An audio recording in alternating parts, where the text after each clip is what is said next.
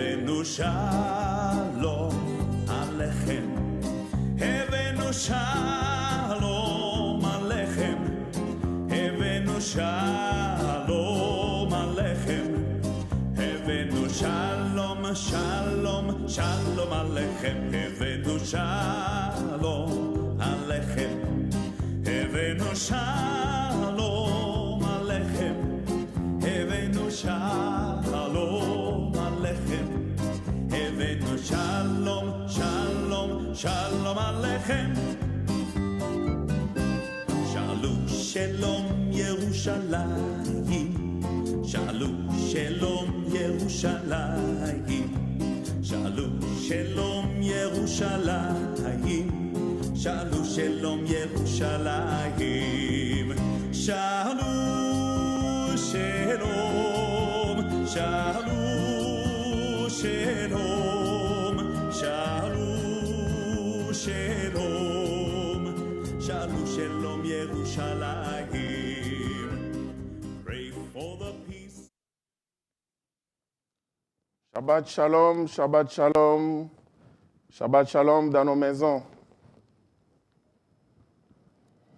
Je suis le pasteur David Mafuta de Mount Zion Ministry, le ministère de Sion que nous avons reçu depuis la montagne sainte de l'Éternel, depuis Jérusalem. Je bénis l'Éternel pour la présence de tout un chacun de nous devant nos télés, nos postes télé. Et ceux qui nous suivent aussi sur YouTube, soyez bénis. Aujourd'hui, nous sommes en live, en direct sur Olive TV.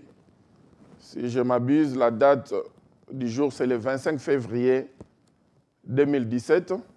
Nous émettons directement à partir de Londres. Avant de continuer, nous allons prier.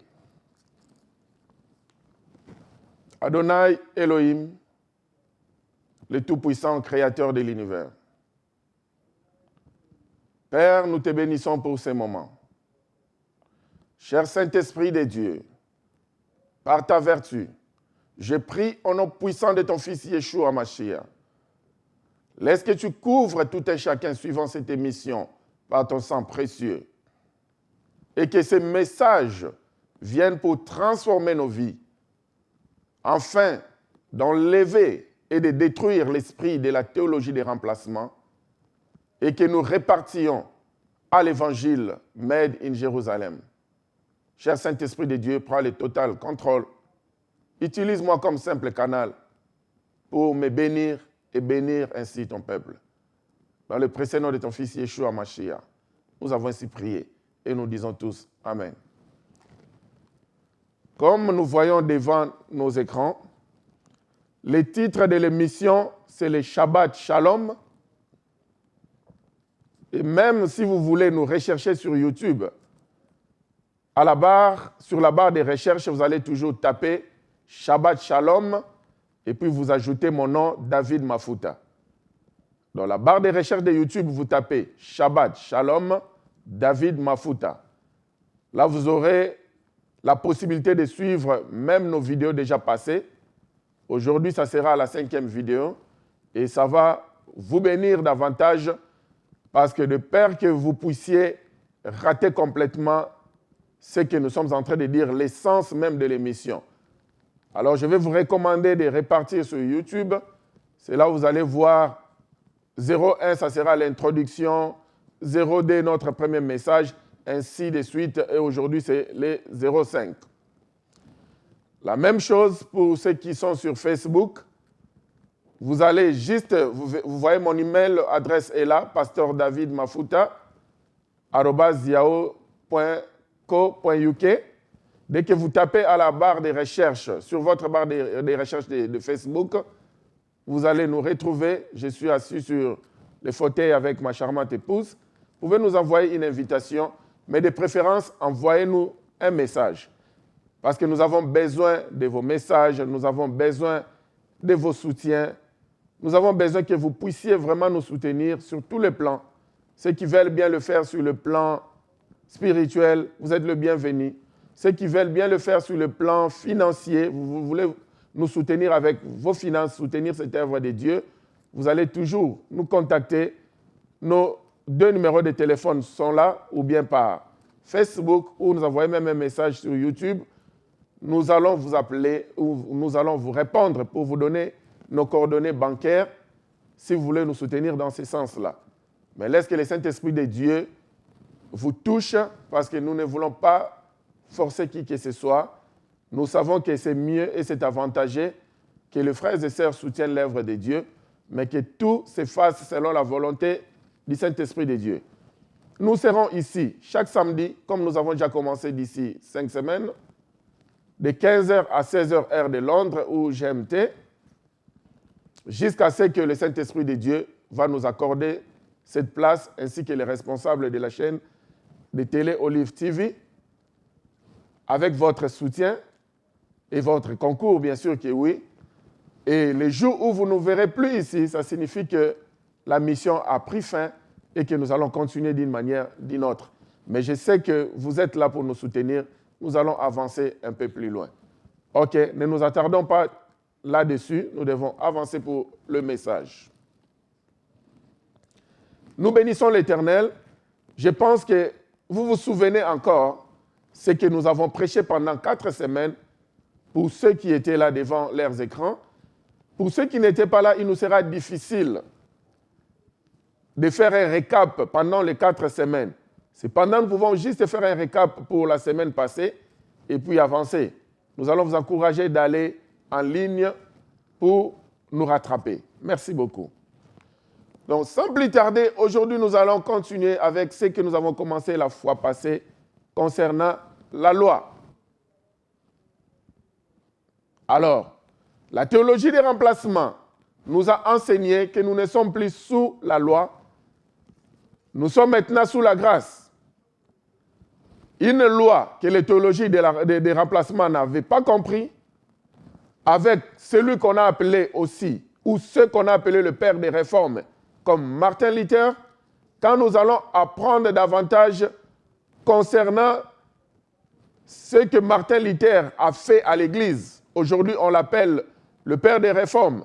Or, au travers de son livre, Les Juifs et leurs mensonges, ou bien The Jews with their liars. C'est ce livre-là qui a permis à Adolf Hitler d'utiliser cela comme ouvrage, afin d'éliminer tous les Juifs. Et les gens comme Martin Luther, ce sont nos pères, le païen, le père de la foi, soi-disant.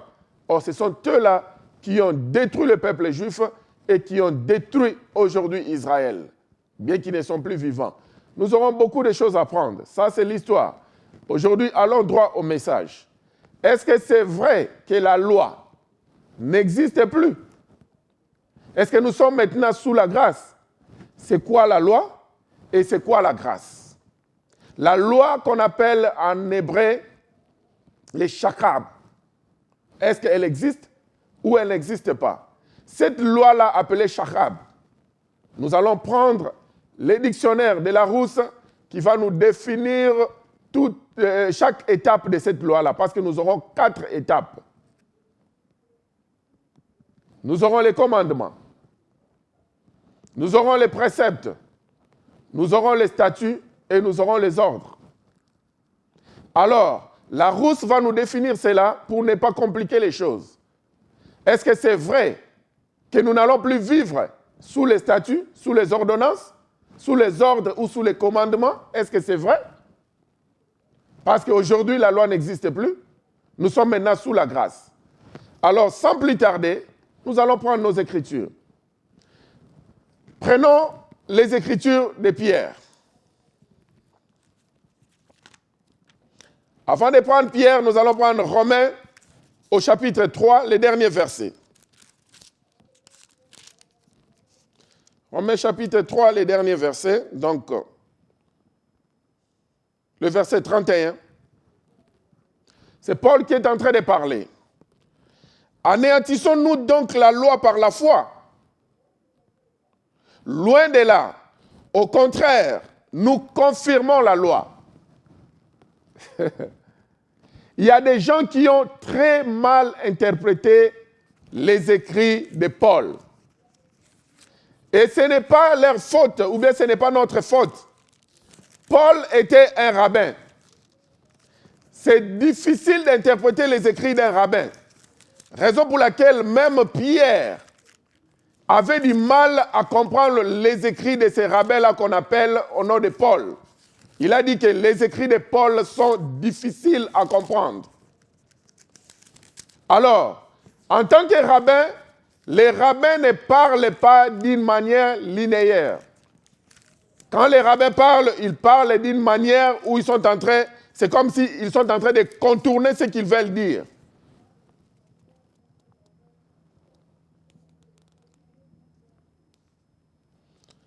Ok, prenons 2 Pierre chapitre 3.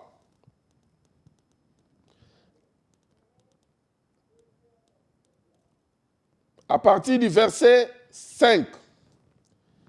Ils veulent ignorer en effet que des cieux existent autrefois par la parole de Dieu, de même qu'une terre tirée de l'eau est formée au moyen de l'eau, et que par ces choses le monde d'alors périt submergé par l'eau. Tandis que par la même parole, les cieux et la terre d'à présent sont gardés et réservés pour le feu, pour le jour du jugement et la ruine des hommes impies. Mais il est une chose, bien-aimée, que vous ne devez pas ignorer, c'est que devant le Seigneur, un jour est comme 1000 ans, et 1000 ans sont comme un jour. Le Seigneur ne tarde pas dans l'accomplissement de la promesse, comme quelques-uns le croient, mais il use de patience envers vous, ne voulant pas qu'aucun périsse, mais voulant que tous arrivent à la repentance. Aujourd'hui, une chose est vraie. Nous devons arriver à la repentance parce que l'Éternel revient d'ici peu de temps. Nous avons vu ici les livres des Chroniques nous avaient dit que nous devons nous repentir pour ce que nous avons fait par rapport aux Juifs. Et si nous ne nous repentons pas, comme Pierre est en train de dire, le feu de l'Éternel est là pour nous dévorer. Alors, nous, porteurs de théologie de remplacement, aujourd'hui, nous allons parler par rapport à la loi. Tenons ferme, mettons nos ceintures parce que nous sommes en train de continuer notre voyage retour de Rome jusqu'à Jérusalem. Parce que les Romains nous avaient pris un vol de Jérusalem jusqu'à Rome. Ils ont complètement détourné l'évangile made in Rome. Et nous, le titre de notre émission, c'est Shabbat Shalom, mais le thème, c'est Retour à l'évangile made in Rome. Cet évangile qui va nous permettre à ce que nous puissions nous repentir. Alors, serrons nos ceintures parce qu'aujourd'hui, nous allons nous repentir tout ce que nous avons dit par rapport à la loi. Nous venons de lire, Paul a dit que la loi, elle n'est pas là pour la destruction.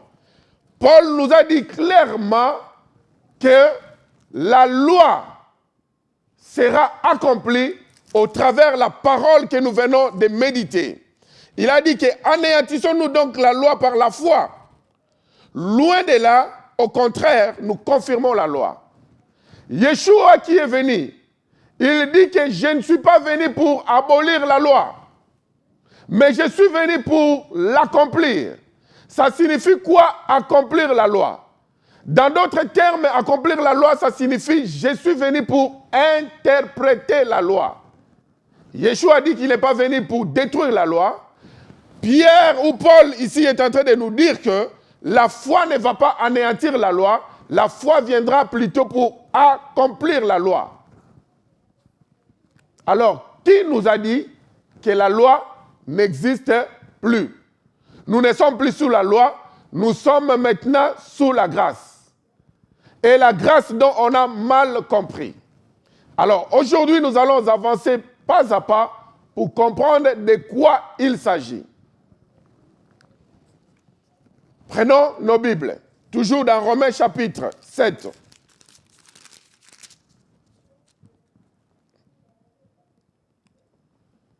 Je lis la parole de Dieu avec respect. Ignorez-vous, frères, car je parle à des gens qui connaissent la loi, que la loi exerce son pouvoir sur l'homme en si longtemps qu'il vit.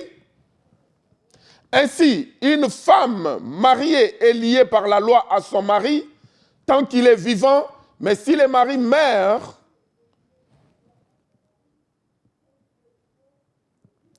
elle est dégagée de la loi qui l'a liée à son mari. Si donc du vivant de son mari, elle devient la femme de notre homme, elle sera appelée adultère. Mais si le mari meurt, elle est affranchie de la loi, de la sorte qu'il n'est point d'adultère en devenant la femme d'un autre. Ça, c'était un exemple, comme la Bible dit que la nature vous enseigne. La Bible a pris cet exemple, on ne parle pas du mariage ici, c'était juste un exemple, on continue. De même, mes frères, vous aussi, vous avez été par le corps de Christ mis à mort en ce qui concerne la loi, pour que vous apparteniez à un autre, à celui qui est ressuscité des morts, afin que nous portions des fruits pour Dieu, car lorsque nous étions dans la chair, les passions des chairs provoquées par la loi agissaient dans nos membres, de sorte que nous portions des fruits pour la mort. Mais maintenant, nous avons été dégagés de la loi, étant morts à cette loi sous laquelle nous étions retenus. Attention ici, on parle de la loi de la mort. Et c'est ce que la théologie des remplacements dit. Aujourd'hui, nous sommes dégagés de la loi. Nous ne vivons plus sous la loi. Il y avait une loi de la mort dont Ézéchiel 18 nous parle. On dit que l'âme qui pêche, c'est celle qui mourra. Ou on nous dit encore, le salaire de péché, c'est la mort. Il y a toute une loi où Romain nous parle, où Ézéchiel nous parle, c'est la loi du péché et de la mort. C'est cette loi qui n'existe plus. Nous sommes maintenant sous la grâce. Mais nous allons expliquer cela très bien. Mais maintenant, nous avons été dégagés de la loi, au verset 6, dont la loi du péché et de la mort, étant morts à cette loi sous laquelle nous étions revenus, de sorte que nous servons dans un esprit nouveau et non selon la lettre qui a vieilli. Oui, on continue. À partir du verset 7, nous sommes à Romains 7. Que dirons-nous donc? La loi est-elle le péché? Loin de là. Mais je n'ai connu le péché que par la loi. Car je n'aurais pas connu la convoitise si la loi nous dit « tu ne convoiteras point ». Et le péché, saisissant l'occasion, produisit en moi par les commandements toutes sortes de convoitises, car sans loi le péché est mort. Pour moi, étant autrefois sans loi, je vivais, mais quand le commandement vint, le péché reprit vie, et moi je mouris. Ainsi, le commandement qui conduit à la vie se trouva pour moi conduire à la mort. Car le péché, saisissant l'occasion, me séduisit par les commandements et par lui me fit mourir. La loi donc est sainte. Soulignons le verset 12 du chapitre 7 de Romains. La loi donc est sainte et le commandement est saint, juste et bon. Verset 13. Ce qui est bon a-t-il donc été pour moi une cause de mort? Loin de là. Mais c'est par le péché, afin qu'il se manifesta comme péché, en me donnant la mort par ce qui est bon, et que par le commandement, il devient condamnable au plus haut point. Je ne vais pas m'attarder à la lecture. Si nous continuons le chapitre 7 dans nos maisons, nous allons comprendre une chose.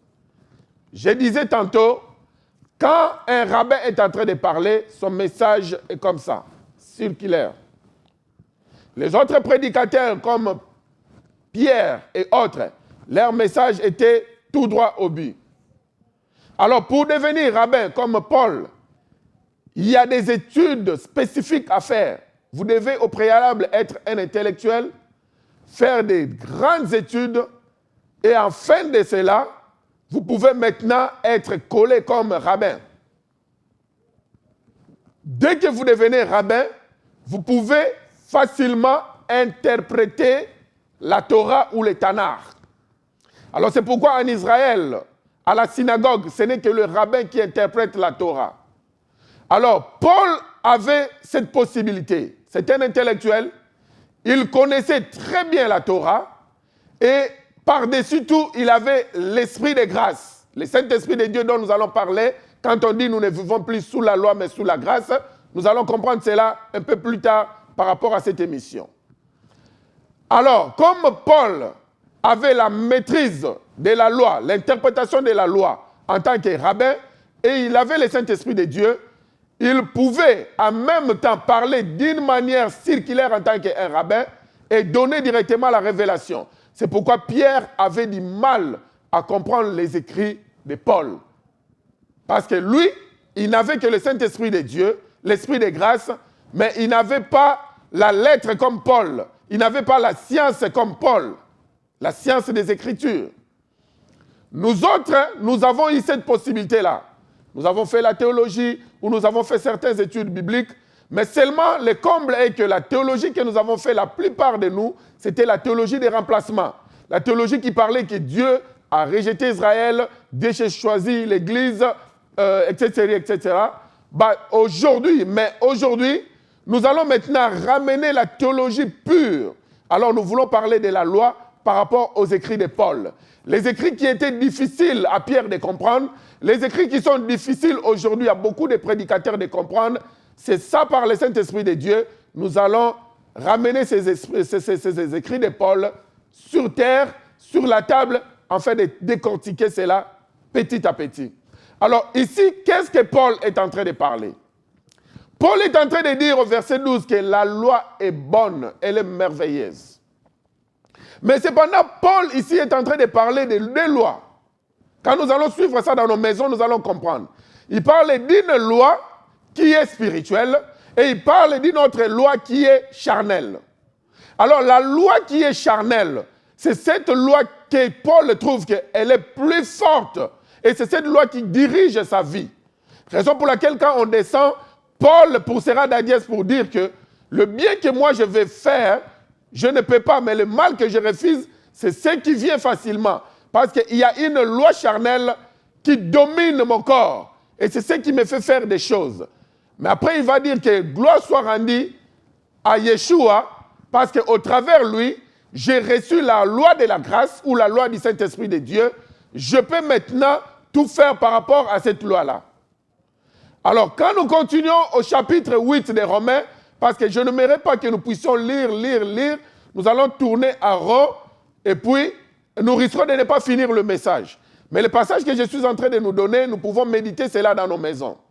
En Romains chapitre 8, là où il dira que nous ne sommes plus sous la condamnation, mais nous sommes maintenant sous la grâce, parce que la loi de l'Esprit nous a libérés de la loi du péché et de la mort. C'est de cette loi-là dont la Bible dit que nous ne sommes plus sous la loi. Donc, entre parenthèses, c'est la loi du péché et de la mort. Mais nous sommes maintenant sous la loi de la grâce ou la loi du Saint-Esprit de Dieu. Alors, pour avancer, essayons de parler de la loi ou shachar en hébreu. Cette loi-là est divisée ou est composée de 4 mots. La loi hébraïque est composée principalement de ces 4 mots où on parle de statut, où on parle des commandements, où on parle des ordonnances, où on parle de préceptes. Alors, les commandements de Dieu dans la Bible, nous avons environ 613 commandements. Ces titres ici, quand vous les comptez, ils sont environ 613. Parce qu'ils représentent le commandement de l'Éternel. Mais cependant, il y a eu 10 commandements que l'Éternel y avait donné à Moïse à Exode chapitre 20. C'est là où il a donné ces commandements à Moïse, les 10 commandements. Ces 10 commandements étaient là juste pour...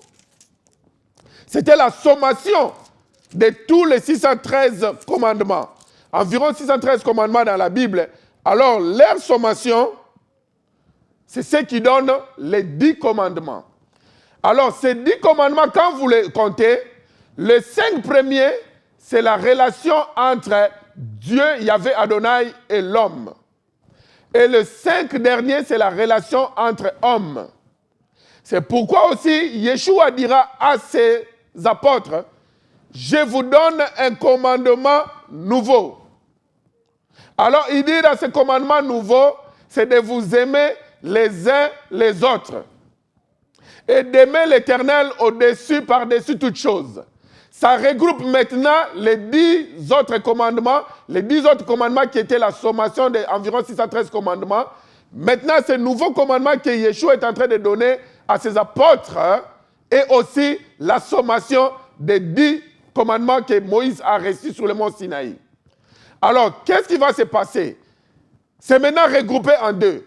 Le premier, ça sera l'homme avec son Dieu qui va aimer son Dieu de tout son corps, de toute son âme, de tout son esprit. Le deuxième commandement, il va aimer son prochain. Mais nous allons maintenant voir dans la Bible, est-ce que ce commandement-là était nouveau ou bien c'était un ancien commandement? C'est pourquoi on va comprendre davantage quand on parle d'ancien et de nouveau, ça ce ne sont que des habits de langage. Il n'y a pas des Anciens Testaments, il n'y a pas de Nouveau Testament. C'est juste une alliance que Dieu a conclue avec Israël, que nous en bénéficions au travers Romains 11. Donc, il y a la première partie des Saintes Écritures et la deuxième partie des Saintes Écritures. Alors, est-ce que ce commandement que Christ avait donné à ses chrétiens, avant de continuer, à ses apôtres, c'était un ancien ou bien un nouveau commandement? Le chapitre 19 de Lévitique, le verset 18. « Tu ne te vengeras point et tu ne garderas point de rancune contre les enfants de ton peuple. Tu aimeras ton prochain comme toi-même. Je suis l'Éternel. » C'est un commandement qui est ancien. D'aimer son prochain comme soi-même. Nous avons vu ça. Mais quand maintenant Yeshua est en train de parler à ses disciples, qu'est-ce que Yeshua dit à ses disciples? Il leur dit, je vous donne un commandement nouveau. Le commandement n'était pas nouveau, c'est un ancien commandement.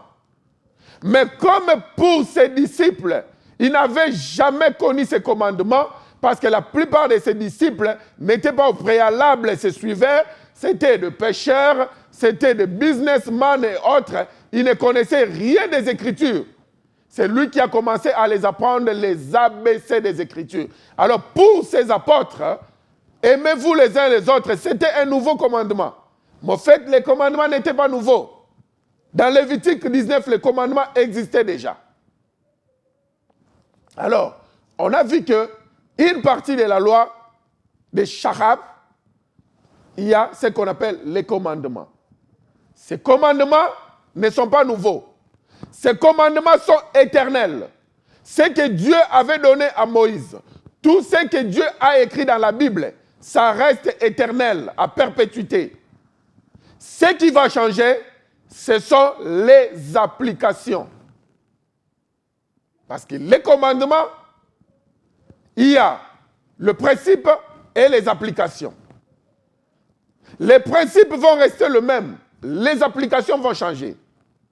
Pour avoir miséricorde ou avoir le pardon de péché, dans les commandements, c'était qu'il a fallu prendre l'animal, tuer l'agneau, et qu'au travers son sang qui va couler, quand le prêtre le fera une fois par an, au travers ce sang qui va couler, Israël va recevoir la rédemption, le pardon de leurs péchés. Ça, c'était quoi? C'était un commandement. Alors, le principe est resté le même plutôt. Quand Yeshua est venu, pour ôter le péché du monde, il s'est donné lui-même comme agneau. Il a fallu que son sang puisse couler. Parce qu'il est écrit dans le commandement, il n'y a point de pardon de péché sans écoulement du sang. Alors il a fallu que le principe reste le même, que le sang coule, mais l'application changera. Ça ne sera plus le sang de l'agneau comme animal, ça sera le sang de l'agneau immolé, Yeshua Mashiach lui-même qui va couler. Alors ce sang-là ne devait pas couler dans la ville. Il a fallu prendre ces gens-là, cet anneau, l'amener hors de la ville, pour aller le couper la tête hors de la ville. C'est ça le principe. Maintenant, quand Yeshua est venu, pour se donner comme agneau immolé, il ne fallait pas qu'on coupe sa tête dans la ville. C'est pourquoi il a utilisé la porte des quartiers des Arabes. Quand on part à Jérusalem, les 12 portes, c'est dans la porte là qu'il est sorti, quand on l'a mené dehors à Golgotha, qui est hors l'ancienne Jérusalem. Quand vous allez en Israël, vous allez voir ça. Il y a l'ancienne Jérusalem qui est contournée et ça 12 portes cependant. Il est sorti à l'une des portes. Or, vers Golgotha, c'est là où on allait couper sa tête. Le principe est resté le même. L'agneau immolé devait suivre ces mêmes principes, sortir hors la ville pour être décapité, sa tête soit décapitée, mais cependant, l'application avait changé. C'est comme ça pour tous les commandements. Aucun commandement n'a changé. Les applications, par contre, changent parce que Dieu, intelligent qu'il est, il a dit « Je suis le maître des temps et des circonstances ». Quand les temps changent, la parole de Dieu s'accorde avec le temps. Donc ça signifie que les applications vont changer. Mais le principe restera le même. Il y avait une loi sur la loi hygiénique où pour aller faire le déchet quand un homme a mangé, je m'excuse les termes, il a fallu aller loin du camp pour faire ce déchet parce qu'on dit que quand Adonai passera dans le camp, il faut qu'il trouve la tente d'assignation et tous les Israélites dans un environnement pur et saint, qu'il n'y ait pas de déchets quelconques. Alors il a fallu faire ça hors du camp. Ça, le principe est resté la même. Parce que la loi hygiénique continue jusqu'à aujourd'hui. Dans la loi hygiénique d'aujourd'hui, nous avons changé des applications où on a maintenant des toilettes. Et quand vous voyez la toilette, c'est toujours une partie hors la maison. On ne met pas la toilette au-dedans de la maison, au salon et puis à la toilette. Non, ça, ce n'est pas hygiénique. C'est toujours au coin de la maison, une grande ouverte, une fenêtre ouverte. Ou bien ceux qui vivent, par exemple, dans des situations précaires. C'est toujours derrière la maison où on met un petit coin pour faire ses business. Parce que les applications ont changé. L'homme, son environnement doit rester sain. Adonai, quand il viendra pour les visiter, il ne faut pas qu'il trouve des déchets. Et c'est la même chose pour toutes sortes de lois. Alors nous sommes en train de continuer. Les ordres. Les ordres n'ont pas changé. Parce qu'on a vu la loi qui est chakrab. C'est pourquoi j'aime tout interpréter de l'hébreu en français. Parce que si nous prenons cela en grec, c'est là où ça complique les histoires. C'est là où ça complique tout. Où on avait vu la fois passée Brit qui signifiait alliance. Quand les Grecs ont pris ça, ils ont mis diathèque qui signifie testament. Et puis ça a tout compliqué. De la même manière, j'aime tout que ça soit en hébreu puis amener ça en français. Parce qu'à 90%, les Saintes Écritures ont été écrites en hébreu.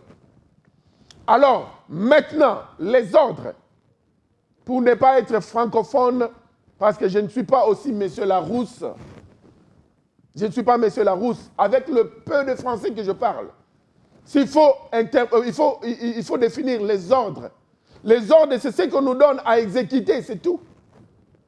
Alors, est-ce que l'Éternel a dit de ne plus exécuter ce qu'il nous a donné dans sa parole?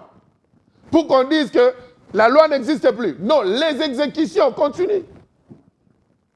Quand il dit que tu ne feras pas ça, tout ce qui est écrit à la mode impératif, ce sont les ordres de l'Éternel à exécuter.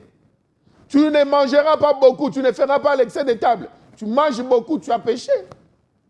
Bien que tu sois sous la loi, sous la grâce, comme on a mal compris. Tu ne toucheras pas à ceci. C'est un ordre de l'Éternel. Tu touches à cela, tu as péché. Tu es toujours sous la loi. Alors, on parle maintenant des préceptes. Les préceptes, c'est l'ensemble des règlements. Il y a des préceptes, par exemple, les routières.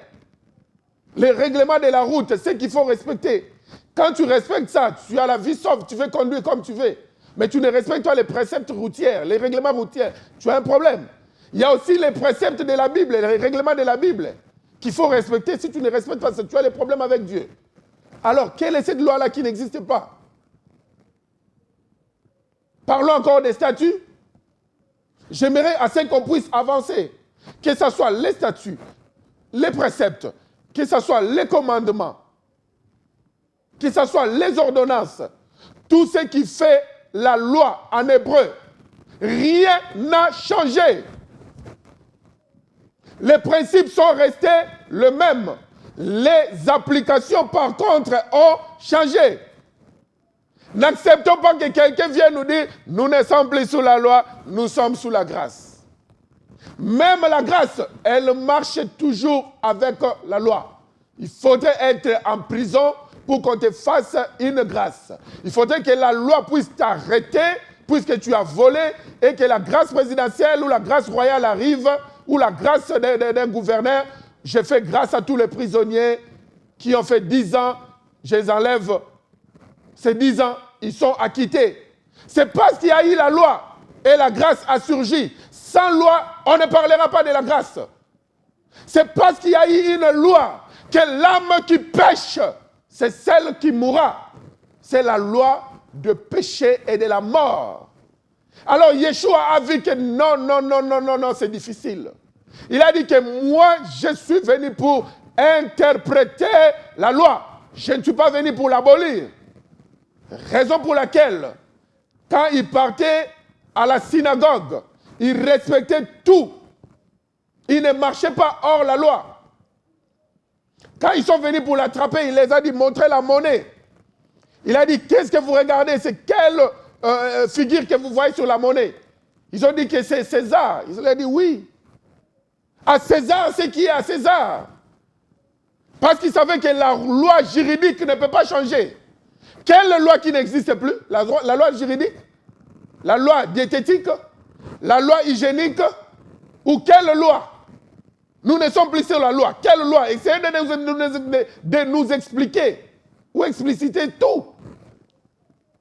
Selon la loi, quand il est parti, à Luc chapitre 4, au verset 18, qu'est-ce qu'il a pris? Il a pris les rouleaux, il a pris la Torah, il a roulé. Il a dit, l'Esprit de l'Éternel est sur moi. Vous allez me dire que c'était nouveau, ce n'était pas nouveau.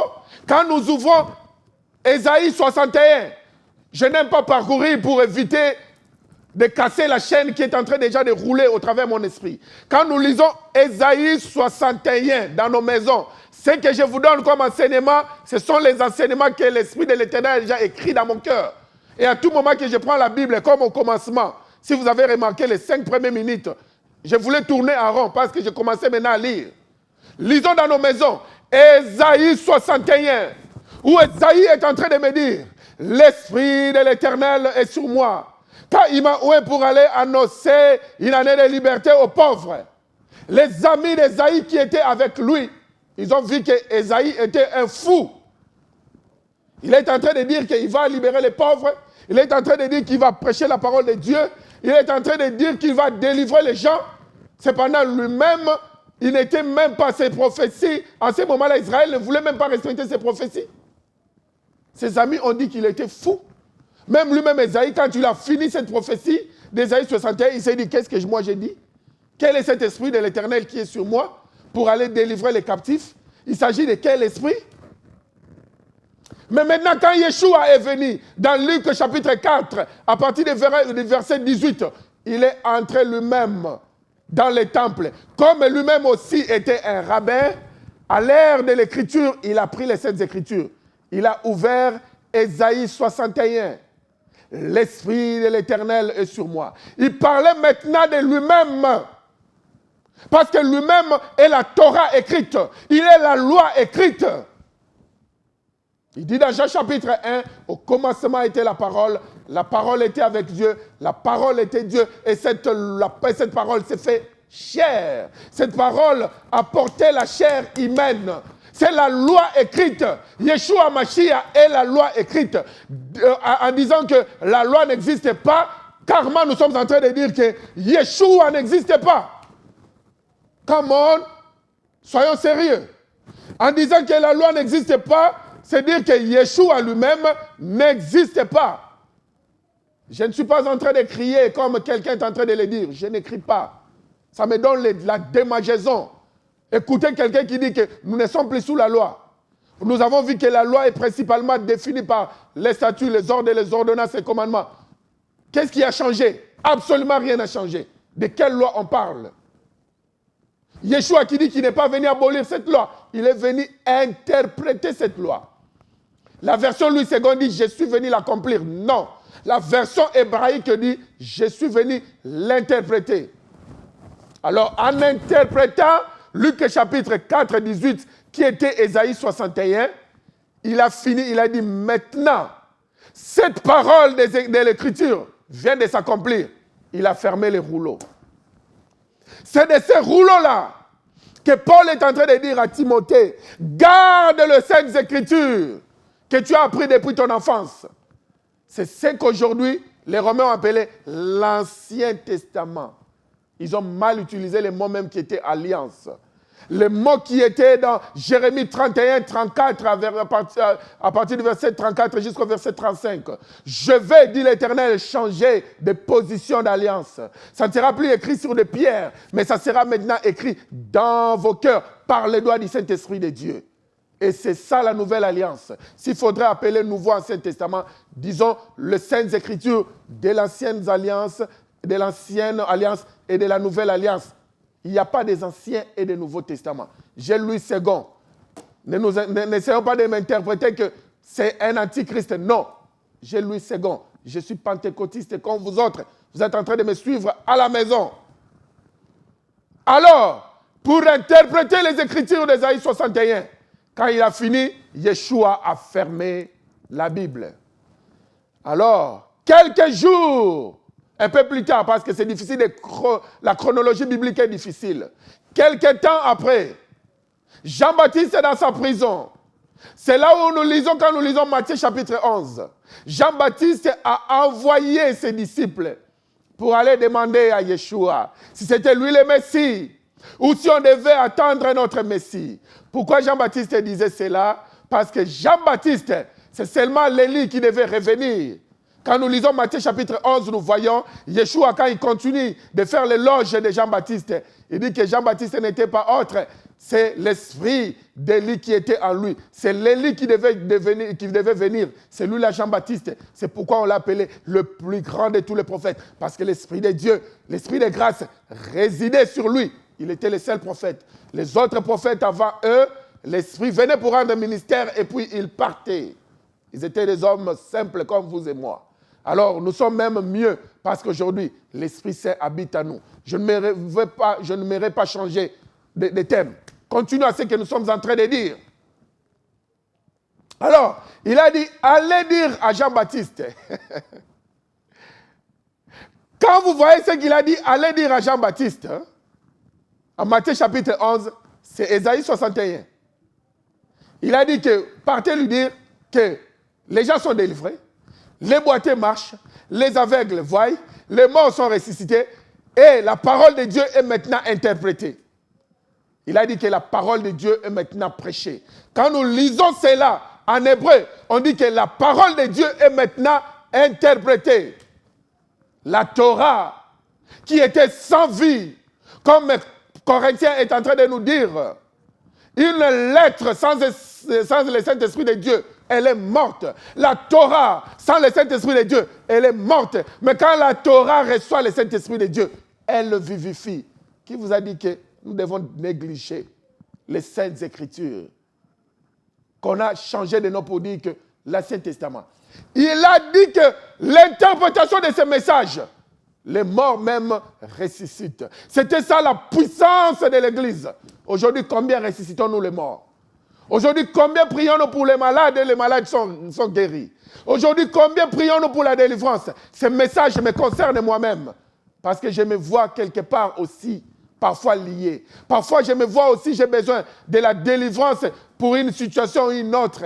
Peut-être, ma femme pourra vous dire, David a besoin de la délivrance de ceci ou cela. La femme de ces prédicateurs-là pourra vous dire que, je ne vais pas citer le nom de ces serviteurs-là, il a aussi besoin d'une délivrance. Nous tous, nous sommes en train de courir après une délivrance. Nous tous, nous sommes faibles. Pourquoi?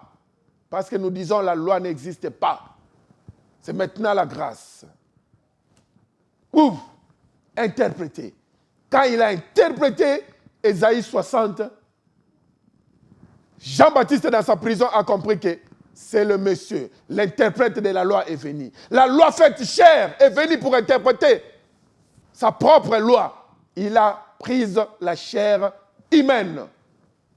Il a fallu prendre la nature de l'homme. Parce que Paul est en train de nous dire là-bas en Romains chapitre 7, la loi de l'esprit est en train de me dominer. Pardon, la loi de la chair est en train de me dominer. Il faudrait maintenant, pour remonter, il faudrait que je prenne la loi spirituelle. La loi dont Romains 8 nous dit, nous ne sommes plus sous la condamnation. Car la loi de l'esprit m'a libéré de la loi du péché et de la mort. À partir d'aujourd'hui, comme on a médité avec Pierre, nous devons rentrer dans nos assemblées, rentrer à la télé, rentrer partout pour dire que la loi, elle existe toujours. La loi existe toujours parce que Christ a dit qu'il n'est pas venu détruire ou abolir cette loi. Il est venu l'interpréter, l'accomplir. Et Romains 3,31 nous a dit que la foi n'anéantit pas la loi. La foi est là pour accomplir la loi. On a mal compris les écrits de Paul. Ce n'est pas notre faute. Même Pierre avait du mal à comprendre cela. Un intellectuel, Paul, difficile à comprendre. Et rempli du Saint-Esprit de Dieu. Alors, avec le temps, nous allons maintenant répartir à chaque loi. Les jours qui viennent, nous allons parler même de la loi diététique. Je ne sais pas ce qui va se passer la semaine prochaine. Peut-être la semaine prochaine, ça ne sera pas la loi diététique. Peut-être que ça sera une autre loi, mais nous allons étaler les lois. Qu'est-ce qu'il faut manger? Qu'est-ce qu'il ne faut pas manger? Et ce que nous allons dire, nous allons donner même des passages bibliques de la Nouvelle Alliance ou bien de la deuxième partie de cette écriture que nous avons mal appelée, disons, Ancien et Nouveau Testament. Nous allons même donner des passages bibliques là-dessus pour montrer combien l'Église est devenue faible pour manger n'importe quoi en commençant par la parole. On mange n'importe quelle parole, on mange n'importe quelle nourriture, même physiquement parlant. Nous avons des problèmes. Ou même ceux qui sont médecins qui ne sont pas des chrétiens, concernant la loi diététique, ils vont nous parler de beaucoup de choses, en commençant par le porc. Combien de maladies cela peut donner à un corps humain. Plus de 77 maladies, plus de 77 maladies. Ça n'a même rien à voir avec la religion. Je ferme directement cette parenthèse. Aujourd'hui, l'Église est devenue faible parce que l'Église ne respecte plus la loi. Yeshua a marché sous la loi. Il est lui-même la loi faite chair. C'est pourquoi il était fort.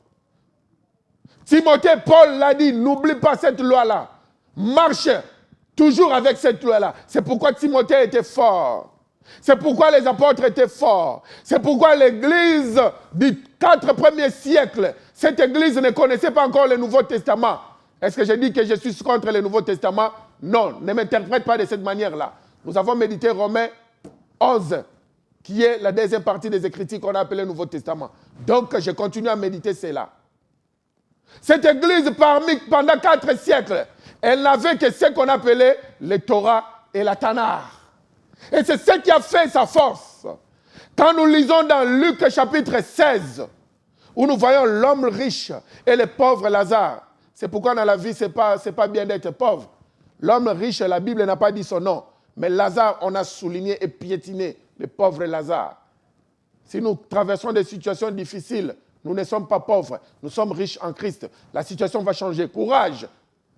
Alors, à partir du verset 25, Luc chapitre 16, prenons le verset 25 jusqu'au verset 30. Quelle histoire merveilleuse. Là où maintenant l'homme riche, quand il a vu que ça ne va pas, il dit, Père Abraham, si tu peux envoyer des messagers pour dire à mes 5 frères qui sont restés. Les 5 frères qui sont restés représentent les 5 livres de Moïse. Alors, qu'est-ce que Abraham, le père Abraham, a dit? Il a dit, ils ont Moïse et les prophètes qui les écoutent. Quelle folie! Moïse était déjà mort, parce que Moïse a vécu avant Christ. Au moment où Luc 16 est écrit, Christ même était déjà mort et ressuscité, réparti à la félicité du Père. Mais maintenant, Luc chapitre 16 nous dit Ils ont Moïse et les prophètes qui les écoutent. Il s'agissait de quel Moïse? De la loi. Moïse, c'est lui la loi. La loi est représentée par Moïse. Et les prophètes, c'est lui, Élie. Quand nous voyons Matthieu chapitre 17, dans la transfiguration, sur la montagne de transfiguration, alors, sur la montagne de transfiguration, combien de personnalités étaient sorties? N'est-ce pas, Yeshua lui-même était là, Moïse était sorti, et celui qui représentait les prophètes, Élie, lui-même était sorti. N'est-ce pas, le même message qui est sorti à Jean 16, à Luc chapitre 16, ils ont Moïse, ils ont Élie, ou ils ont les prophètes. On aura beaucoup à prendre. Nous avons jusqu'à aujourd'hui Élie, nous avons toujours Moïse. Parce que nous sommes de la génération de Luc chapitre 16. Moïse est toujours là, la loi elle est là. Et le prophète Élie, elle est toujours là. Le reste des livres, on appelait les Tanakh. Le livre de sagesse comme Proverbes, Ecclésiaste, tout ça c'est dans les Tanakh. Ils sont toujours là. Plusieurs principes, le principe restera le même, mais plusieurs applications vont changer. Il me sera difficile d'avancer, parce qu'aujourd'hui nous sommes à la fin, mais nous allons continuer. Une des têtes de ce monstre-là, à partir du jour 1, on avait dit, il a 5 têtes, ce monstre-là, Hydra. Une de ces têtes, c'était Anti-Torah. Aujourd'hui, nous allons prier pour couper cette tête-là dans nos vies. Et continuons à suivre ces messages. Appelons nos frères et sœurs pour qu'ils soient avec nous, afin que nous fassions une force davantage. Disons qu'il y a beaucoup à apprendre. Ne jugeons pas encore, il y a beaucoup à apprendre. Mais déjà, posons-nous nos questions dans nos maisons. Ils ont Moïse, ils ont prophète. La transfiguration, Moïse est sorti, Élie était sorti. Il y a des choses que nous allons apprendre. Nous allons prier. Adonai Elohim, le tout-puissant créateur de l'univers. J'ai pris au nom puissant de ton fils Yeshua Mashiach. Père, délivre ton église. Aujourd'hui, Moïse est toujours là. Aujourd'hui, Élie est toujours là. Tu m'as envoyé, toujours avec ce même Saint-Esprit de Dieu, l'Esprit de grâce, qui est venu détruire la loi du péché et de la mort, afin que cette loi n'existe plus. La loi qui a été mal interprétée, c'est une seule loi. Et maintenant, c'est la loi du Saint-Esprit de Dieu qui existe. Nous allons continuer avec la loi du Saint-Esprit de Dieu. Comment est-ce que la loi du péché et de la mort n'existe plus? C'est maintenant la loi du Saint-Esprit de Dieu. C'est ça qui sera notre message prochain. Saint-Esprit de Dieu, le Ruach à Kodesh, bénis ton peuple. Et partout où ils sont, coupe la tête de ces monstres Hydra, cette tête de l'anti-Torah. Bénis ton serviteur, bénis ton peuple qui est en train de nous suivre. Bénis nos familles, tous les chrétiens du monde entier. Bénis ceux qui bénissent Israël et ceux qui maudissent Israël, qu'ils reçoivent leur part. La semaine prochaine, nous allons continuer sur la loi de l'esprit, qui est venue remplacer la loi du péché et de la mort. Et c'est cette loi que Paul dit, nous ne sommes plus sur la loi n'existe plus, c'est maintenant la grâce. Le Saint-Esprit de Dieu est appelé l'esprit de la grâce. Ce que nous ne pouvions pas faire selon la loi, la grâce pourra nous faire faire ces choses-là. La loi, c'était difficile de la respecter, mais l'esprit de grâce, qui est le Saint-Esprit de Dieu, va nous aider afin d'accomplir la loi, ou afin d'interpréter la loi. Et ça nous sera facile. Nous connaîtrons une vie sauve. Et c'est là où nous verrons que la loi est toujours là, mais elle n'est pas difficile parce que c'est le Saint-Esprit de Dieu qui est en train de l'interpréter au travers de nos corps, au travers de notre vie. Soyons bénis davantage. Je vous aime bien. Soutenez cette émission dans vos prières, dans vos finances. Contactez-nous. Suivez-nous sur Facebook, Pasteur David Mafuta. C'est là où vous allez nous inviter. Notre message est sur YouTube. Tapez Shabbat Shalom David Mafuta. C'est là où vous nous verrez. Shabbat Shalom. Shabbat Shalom.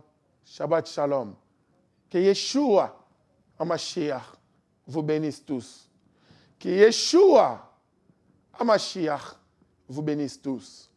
Que Yeshua HaMashiach vous bénisse tous. Shabbat Shalom. Shabbat Shalom. Nous vous aimons.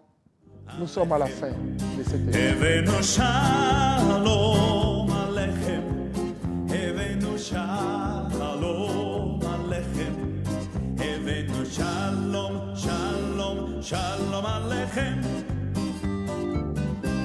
Shalu shalom Yerushalayim, Shalu shalom Yerushalayim, Shalu shalom Yerushalayim. Shalu shalom Yerushalayim, Shalu shalom, Shalu